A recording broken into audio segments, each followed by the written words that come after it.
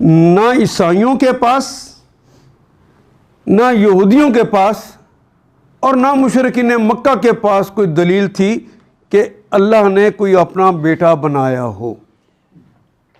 ان کے پاس کوئی دلیل نہیں تھی. اور اللہ نے کہا کہ جب میں ان کو بنا رہا تھا تم کیا گواہ تھے؟ تمہیں کیسے پتا چل گیا کہ میں نے کسی کو بیٹا بنا لیا ہے؟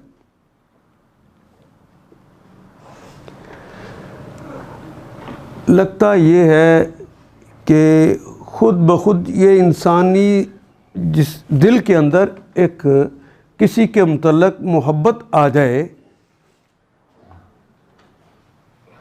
اور اس کے ساتھ اس کا احترام اور تقدس بھی پایا جاتا ہو. آپ دیکھیں کہ کوئی بیٹا دوسرا کسی اور کا بیٹا ہو تو آپ اسے اگر اچھا بچہ ہے تو اسے کہتے ہیں نا میرے بیٹے، محبت سے کہتے ہیں نا. لیکن جس کے اندر تقدس بھی پایا جاتا وہ کسی اور کا بیٹا نہیں ہوتا، وہ پھر بیٹا کہہ دیتے ہیں اللہ کا.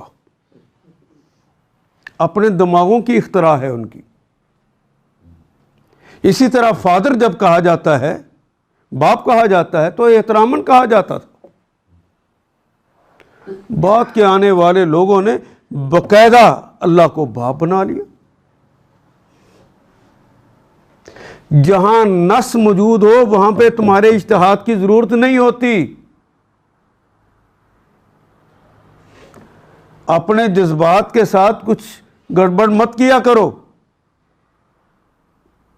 اور یہی جذبہ جب ہمارے اندر آ جاتا ہے، امت محمد صلی اللہ علیہ وسلم میں بھی،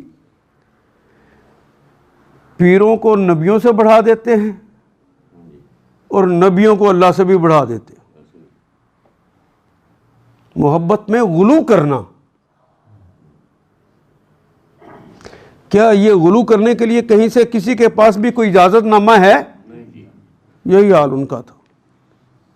اسی پہ شاید رسول اللہ نے کہا تھا خدا کی قسم کوئی بل ایسا نہیں جہاں یہ بنی اسرائیل والے گھسے ہوں اور تم نہ گھسو.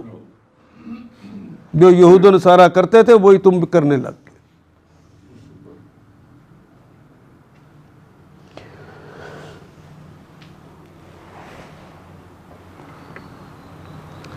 اور یہ قرآن ڈراتا ہے ان کو